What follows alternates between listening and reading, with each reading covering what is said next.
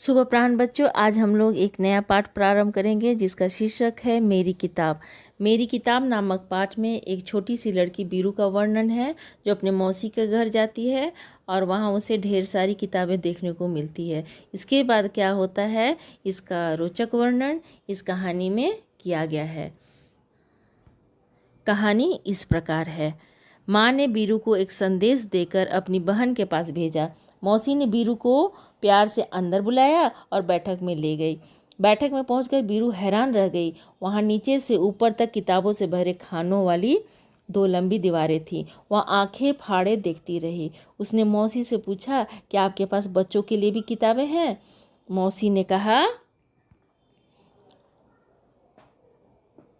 हाँ, यह वाला खाना और यह वाला। बीरू ने कहा, मेरे पास तो इतनी किताबें नहीं हैं। मौसी ने कहा, यदि तुम चाहो तो मैं पढ़ने के लिए तुम्हें कुछ किताबें दे सकती हूँ। तुम्हें कैसी किताबें पसंद है? बीरू ने धीरे से कहा, मुझे मालूम नहीं। मौसी ने एक किताब निकालकर बीरू को पकड़ाई और कहा, इस किताब को पढ़कर देखो। बीरू घबरा गई और बोली, बाप रे, यह तो बहुत मोटी है। मौसी ने दूसरी किताब दिखाई तो बीरू ने कहा कि यह मेरे बस्ते में नहीं आएगी, यह बहुत बड़ी है। तीसरी किताब दिखाने पर बीरू ने कहा, इसमें पढ़ने के लिए बहुत कम है, तस्वीरें ज़्यादा हैं, यह किताब बहुत पतली है। इस पर मौसी ने कहा कि मैं तुम्हारे लिए किताब नहीं चुन सकती। ऐसा करना, अगली बार जब तुम आओ तो फुट्टा लेती आना। बीरू ने पूछा, फुट्टा क्यों? मौसी ने कहा, ताकि जितनी मोटी किताब तुम्हें चाहिए हो तुम नाप कर ले जा सको। ठीक है ना? बीरू ने माँ के भेजे हुए कागज़ को मेज पर रखा और भाग खड़ी हुई। इस प्रकार कहानी समाप्त होती है। अब हम लोग इस पाठ में आए कठिन शब्दों के अर्थ जानेंगे। संदेश का अर्थ हुआ समाचार। बैठक का अर्थ हुआ घर के बाहर का कमरा जो मेहमानों के बैठने के लिए प्रयोग किया जाता है। अचरज का अर्थ हुआ हैरानी। ठिठक जाना, इसका अर्थ हुआ सहसा या अचानक रुक जाना। आंखें फाड़ फाड़ कर देखना, इसका अर्थ हुआ हैरानी के साथ देखना। फुट्टा का अर्थ हुआ माप करने वाला यंत्र या पैमाना। अब हम लोग अभ्यास कार्य करेंगे। अलग अलग चीज़ों को मापने या तौलने के लिए अलग अलग चीज़ों का इस्तेमाल करते हैं। तुम नीचे दी गई चीज़ों को किन चीज़ों से मापोगे?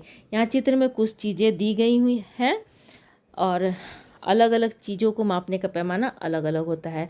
आप लोग जब बाज़ार जाते होंगे तो आप लोगों ने देखा होगा कि अलग अलग चीज़ें होती है। जैसे कि सब्जी मापने का पैमाना अलग है। सब्जी को किलोग्राम से माप कर दुकानदार देता है। अगर आप लोग कपड़ा खरीदेंगे तो दुकानदार मीटर से नाप के देगा।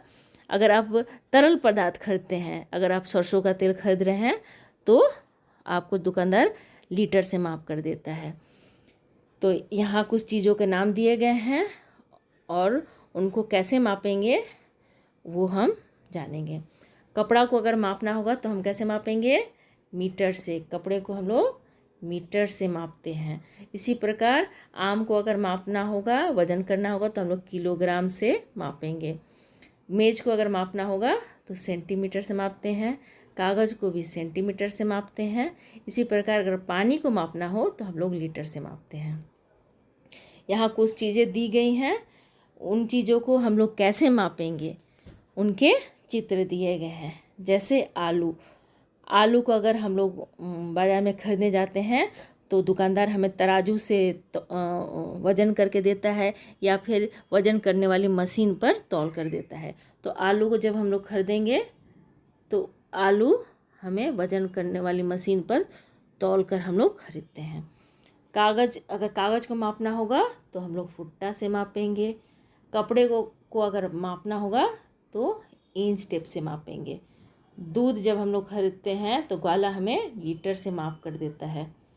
अगर दीवार को मापना है तो इसे भी इंच टेप से मापेंगे।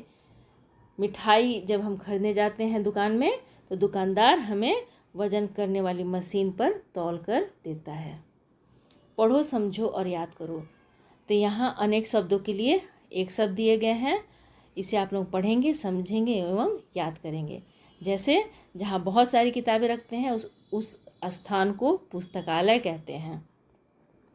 जहाँ हम लोग भोजन करते हैं उस स्थान को भोजनालय कहते हैं।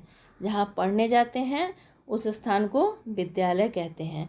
जहाँ न्याय के लिए जाते हैं उस स्थान को न्यायालय कहते हैं। और जहाँ अनाथ बच्चे रहते हैं उस स्थान को अनाथालय कहते हैं। धन्यवाद बच्चों।